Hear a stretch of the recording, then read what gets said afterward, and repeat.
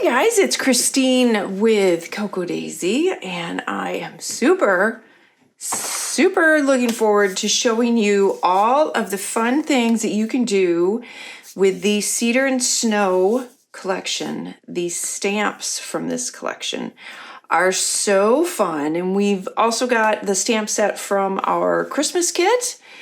So lots and lots of fun ideas. And at the end of this video, make sure you stay on. I'm going to tack on my little Instagram video that I did of embossing. So if you've never embossed before, it's super fun to do, and you can check that out. I do some Christmas embossing, and I just do a real quick do it, show you how. Super easy, and it's a lot of fun to get into. So we're going to start with all of our lovely stamp sets. I'll go through the colors here too. So this month we have the 3x4 set from the scrapbooking kit. We have this small stamp set with the dates and the circles. This is from the deluxe journaling kit. We have our 4x6 stamp set from the stamp subscription. Love that tag. Lots of fun things to do with that. And then our 4x6 set that is in the Christmas kit. And this one is so beautiful and so fun. And we've got some neat little layering bits in there as well. So let's start with our 3x4. Actually, no, let's start with our small little deluxe journaling kit stamp set. And I want to grab, if I can find it quick enough, I want to grab the example that I did with this stamp set, because as you can see, you can obviously use this as it was intended for dates. So you can do the months, you can do the days of the days of the month. You know, you've got 1 through 31, obviously. You can do the dates for the months. And then we have a 2024 and a 2025. And there's different ways that you can layer. There's a dotted circle. There's just a plain border circle. And then there's the fill-in one. So you can combine those any way you want with those dates. So you can see here where I did a couple of different ideas on how you can layer those and combine them, lay them over top, do just the month or the day, do the month or the day, and the year, just the year, so on. But you can also use them in a decorative way. So you can see I did that here. I just picked the two colors and went through and just created a pattern, just a background. And then on top of that, you can layer anything, really. And then the other way that I did this is in my layout, I just created, with the numbers and the circles, just another fun layer behind my little collage here. There's no rhyme or reason. It's just numbers. It's just numbers being used as another layer as artwork, really. And that's what I like about using fonts and lettering and numbers and shapes, is you can create that other layer behind there. So just 1 through 10, and then you could do that if you were circling something specific. I mean, technically this could be in reference to the two pups, you know, so you can do something that way, but it's also fun just to put them in the background just as that other layer, as that repetition of the circles that you see, that kind of thing. So a number of different ways that you can use this aside from its purpose, or its intended purpose, we'll put it that way. And then our 3x4 set from the scrapbooking kit. Oh, let me go through the colors here real quick. So I have from the Stamp Market, actually these are all the Stamp Market this month, except for, I always do my black VersaFine. And we had a couple in the store. I keep trying to add them in the store, but it's, our vendor is always sold out of them. But anyway, so we have the Stamp Market in Leafy, Golden, Cherry Kisses, which is such a pretty Christmas spread. This Aspen, sea glass, and then this soft berry, which is really pretty as well. So I love the definition ones. We haven't done one of those in a little while, so we added that to this set. And that you can layer with a lot of these other items. So you can do winter, you can do the burr, you can do some of the evergreen behind there as well. And then you can always do more. I mean, you can always add more and more on there as well. The December memories, there's a lot of ways you can use that one. So I did it with the picture perfect moments together. I did it with the winter, the warm and cozy, with the burr, with the fireside. You can also do a couple of them and do family time, December memories, warm and cozy, and layer them up that way. The winter, so you can see where I used that in a number of different ways. You can use it with the family time, with the burr, with the other pine boughs, and then with the fireside. Or no, sorry, that was December memories. The other thing I wanted to mention is you could take, I love the little dotted circle, and I added that around the family time with the winter. So I thought that was kind of cute. You can do that too. And then, so obviously the little burr and the fireside are just kind of fun things to add a little bit here and there. The warm and cozy, the family time, those are the same ways. This one I combined 3 of them. I did the fireside, movie night, and the warm and cozy. So I think any of these you can mix and match all of these words so well, and the fonts work so well together that it makes it really, really simple. And then this one, if you take, remember my trick, you take usually it's some sort of foliage or a floral or something or a leaf. If you go one way, you can then stamp it the other way and you get that. If you repeat stamp it, you get this beautiful image, which I could see putting something in the middle here would be really, really pretty. And the way I got the lighter green is I would stamp it, or I would ink it, stamp it, and then stamp it again, and then ink it, and that gives you that lighter version. That works really well. I'll show you with the snowflakes as well. So you can stamp it and stamp it again, and then you get the lighter version. And so it looks like you're using 2 inks, but you're only using 1. So good little trick there. Or if you only want the lighter, you can stamp your ink on the ink pad, stamp it on real lightly on a spare piece of paper, and then stamp it where you want it, and you'll get just that lighter. So it gives you a little bit more range with your stampings that way. Kind of a neat little trick that you can do. So that is the Deluxe Journaling Kit stamp and the scrapbooking stamp set. All right, we're going to move on to this one. And this, I love this little guy right here. Makes me very happy. This little line with the arrow. And of course the tag. And these I think are so fun. If you wanted to make a bunch of tags for gifts, how cute would this be? These would be perfect for that.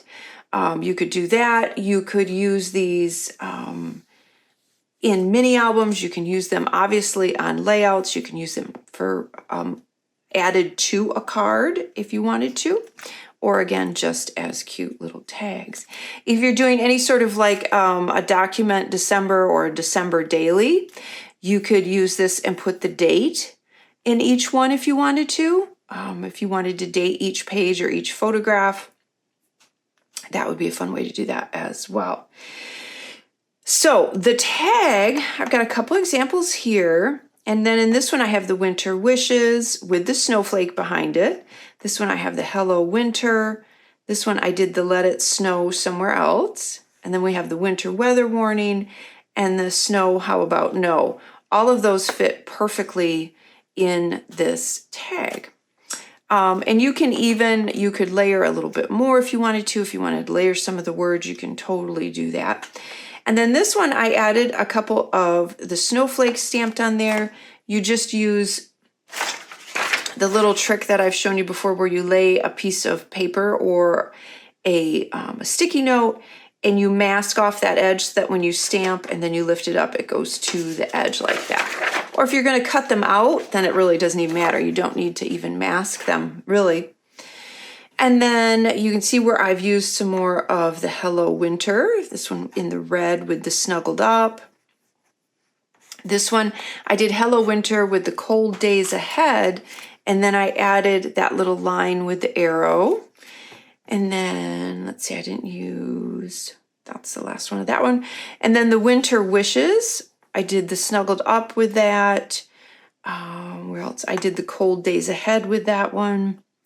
That one's really cute. I like that one. And then the I'm cold and everything hurts. Love that one.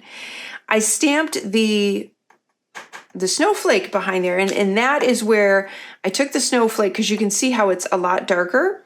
I took that, I stamped it on a scrap piece of paper, and then I stamped it, and I got it a lot lighter. Same thing here, and here you can see where I did that same technique a couple other times. So that was only using this one ink pad, but you can see where you had the darker and then the lighter, and that's just using that trick I explained.